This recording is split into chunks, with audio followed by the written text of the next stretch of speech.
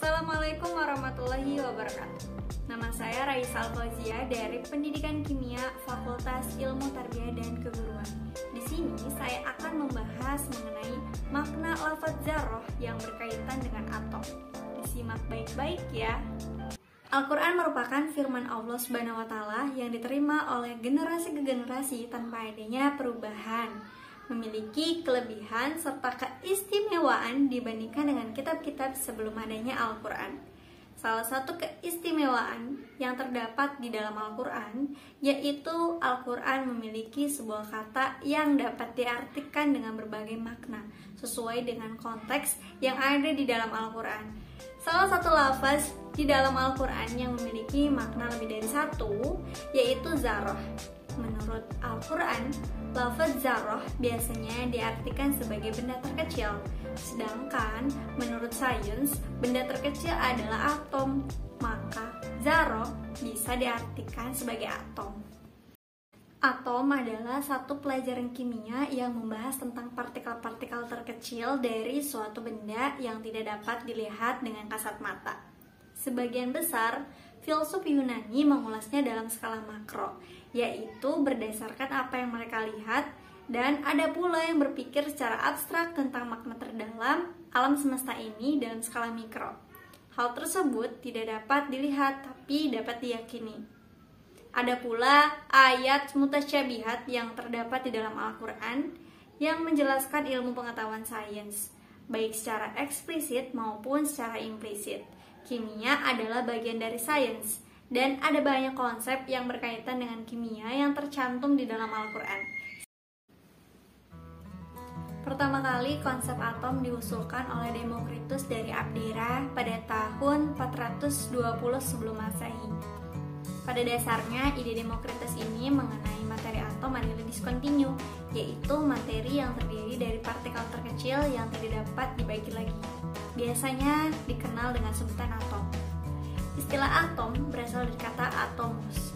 A itu artinya tidak dan tomus itu adalah larut, yang memiliki arti tidak dapat dipotong atau tidak dapat dibagi lagi. Sebelum para ahli mengemukakan pendapat mereka, materi tentang atom sudah terlebih dahulu Allah cantumkan di dalam Al-Quran, yaitu dalam surat Al-Zalzalah ayat 7-8. A'udzu billahi minasy syaithanir rajim. Bismillahirrahmanirrahim. Man ya'mal mithqala dzarratin khairan yarah wa man ya'mal mithqala dzarratin syarran yarah. Lafaz dzarrah yang terdapat di dalam dua ayat di atas memiliki makna yang lebih halus dibandingkan dengan debu. Fisikawan Arab menyebut istilah dzarrah sebagai atom. Selain itu, atom disebut juga dengan al-jauhar fars, yang memiliki arti atom memiliki berat atau massa, dan atom memiliki sebuah besaran. Pada ayat ini dinyatakan seberat dzarrah, yang berarti dzarrah atau atom memiliki sebuah massa. Kemudian Allah Subhanahu wa Ta'ala berfirman dalam Quran surat An-Nisa ayat 40. Inna Allah la yazlimu mithqala dzarrah wa in taku hasanatan yudha'ifha wa yu'ti min ladunhu ajran 'azima.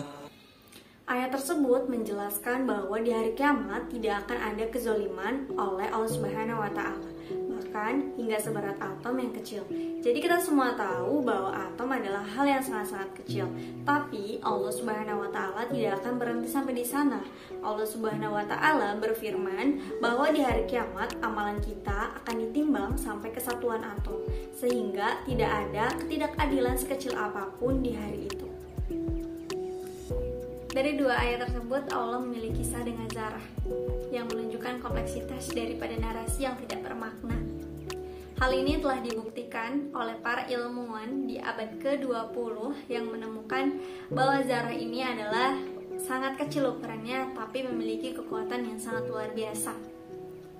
Demikian jika Allah menyatakan bahwa Dia itu tidak menganiaya, maka pahala seseorang tidak akan berkurang meskipun itu seberat zarah. Penilaiannya tidaklah kecil bagi Allah, karena zarah pun tidak sedikit dari segi tenaga. Dan amal kebaikan kita akan berlipat ganda. Selanjutnya, Ibnu Jauzi menyebutkan 5 pendapat ulama tafsir mengenai makna kata zarah. Yang pertama, zarah merupakan kepala semut merah. Pendapat ini diriwayatkan oleh Ikrimah dari Ibnu Abbas radhiyallahu anhu. Lalu yang kedua, zarah merupakan butiran tanah. Ini merupakan pendapat yang diriwayatkan oleh Yazid bin Al-Asom dari Ibnu Abbas. Lalu yang ketiga, zarah merupakan semut yang paling kecil. Ini pendapat dari Ibnu Qutaibah dan Ibnu Faris, yaitu ulama ahli bahasa. Yang keempat, zarah adalah biji kharladah atau tanaman biji sawi. Ini pendapat dari As-Sa'labi. Lalu yang kelima, zarah disebut dengan titik debu yang nampak di dinding karena terkena sinar matahari. Ini juga pendapat As-Sa'labi. Lalu Ibnu Jauzi menyampaikan kesimpulan bahwa penyebutan kata zarah hanyalah sebuah ungkapan yang bisa ditangkap oleh logika manusia, karena tujuan sebenarnya bahwa Allah itu tidak akan berbuat zalim, baik yang sedikit maupun banyak. Partikel dasar adalah partikel-partikel pembentuk atom yang terdiri dari elektron, proton, dan neutron. Elektron adalah partikel pembentuk atom yang terletak di luar inti atom dan tidak memiliki massa, serta bermuatan negatif. Proton adalah partikel pembentuk atom yang terletak di dalam inti atom dan mempunyai massa 1, serta bermuatan positif. Neutron adalah partikel pembentuk atom yang terletak di dalam inti atom, memiliki massa 1 dan bermuatan netral. Al-Quran yang menjelaskan terkait partikel dasar, yaitu proton, elektron, dan neutron, terdapat di dalam Quran Surat Yasin ayat 36. Subhanalladzi khalaqal azwaja kullaha mimma tunbitul ardu wa min anfusihim wa mimma la ya'lamun. Meskipun gagasan tentang pasangan umumnya bermakna laki-laki dan perempuan atau biasanya disebut dengan jantan dan betina sebagaimana yang telah tercantum di ayat tersebut maupun dari apa yang tidak mereka ketahui. Ini berarti kata pasangan dalam ayat tersebut memiliki cakupan makna yang lebih luas. Kini, cakupan makna lain dari ayat tersebut telah terungkap. Seorang ilmuwan Inggris, Paul Dirac, menyatakan bahwa materi diciptakan secara berpasangan. Kemudian, ia dianugerahi sebuah hadiah Nobel di bidang fisika pada tahun 1933. Penemuan ini disebut dengan Peyrit, menyatakan bahwa materi itu berpasangan, di mana setiap partikel memiliki antipartikel dengan muatan yang berlawanan seperti elektron dan proton. Setelah kita mengkaji ayat-ayat Al-Quran dan pendapat beberapa ilmuwan terkait atom dan zarah, jelas bahwa Al-Quran telah memberikan inspirasi-inspirasi untuk mengkajinya lebih dalam lagi, terutama tentang ayat-ayat yang terkandung di dalam Al-Quran. Kemudian bisa kita renungkan dan bisa kita pikirkan sehingga manusia itu dapat mengeksplorasi dirinya menjadi manusia yang mengerti akan eksistensi dirinya di muka bumi ini.